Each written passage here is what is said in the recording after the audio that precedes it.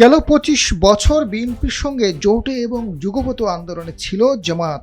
বলা চলে বিএনপির জুনিয়র পার্টনার হিসেবে জোট সরকার এবং আন্দোলনে ছিল তারা। কিন্তু হাসিনার পতনের পর সেই দলটি বিএনপির নির্বাচনী প্রতিদ্বন্দ্বী। ৫ আগস্টের পর থেকেই নির্বাচনের দাবিতে সোচ্চার ছিল বিএনপি, কিন্তু অন্তর্বর্তী সরকারকে পর্যাপ্ত সময় দেওয়ার কথা বলেছিল জামাত। তবে হঠাৎ করেই ফেব্রুয়ারির প্রথমার্ধে নির্বাচন দিতে জোর দাবি জানাচ্ছে দলটি। কেন দ্রুত নির্বাচন চাইছে জামাত, প্রশ্ন জনমনে।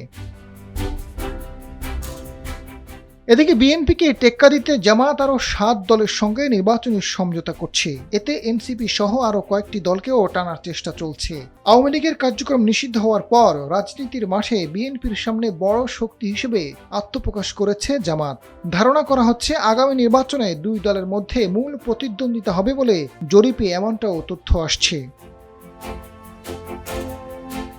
আসন্ন নির্বাচনকে ঘিরে আসন সমঝোতায় মিত্রদের সঙ্গে টানাপোড়েন, মনোনয়ন প্রার্থিতা নিয়ে দলের মধ্যে প্রকাশ্যে বিরোধ, খালেদা জিয়ার অসুস্থতা এবং তারেক রহমানের অনুপস্থিতি বিএনপির প্রচারে অসুবিধা ফেলবে বলে মনে করছে জামাত।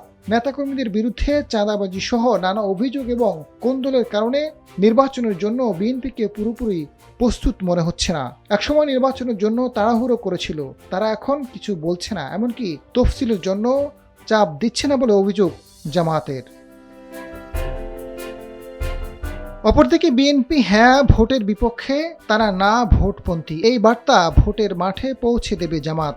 গণভোটে হ্যাঁ এর পক্ষে প্রকাশ্যে অবস্থান নিয়েছে তারা। হ্যাঁ ভোটের পক্ষে সর্বোচ্চ প্রচারও চালাচ্ছে জামাত সহ ৮ দল।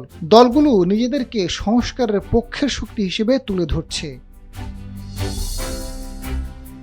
সোমবার জামায়াতের সেক্রেটারি জেনারেল মিয়া গোলাম পরোয়ার নির্বাচন কমিশনের সঙ্গে বৈঠকে দ্রুত তফসিল ঘোষণার দাবি জানান। নির্বাচনের আগে গণভোটের দাবি করলেও এই অবস্থা থেকে সরে এসেছে তারা। জামায়াতের আমির ডাক্তার শফিকুর রহমান বলেছেন, গণভোট ও নির্বাচন একসঙ্গে হলে দুটোই ক্ষতিগ্রস্ত হওয়ার আশঙ্কা থাকে। তবে নির্বাচন পেছানোর সুযোগ আছে বলে মনে করেন না। ফেব্রুয়ারিতেই নির্বাচন হওয়া দরকার।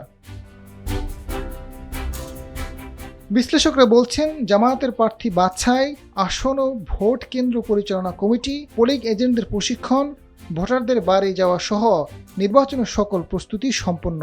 দল পরিচালিত জরিপগুলোতে ইতিবাচক ফলাফলের আভাস আসছে। সবকিছু অনুকূলে থাকা অবস্থায় নির্বাচন করা জরুরি। পেছালে জামাতের লাভ নেই, বরং যে অনুকূল পরিবেশ তৈরি হয়েছে তা বিঘ্নিত হতে পারে। সার্বিক পরিস্থিতি বিবেচনায় দ্রুত নির্বাচন চাইছে জামাত। আজাদ ফারুক, সময়ের আলো।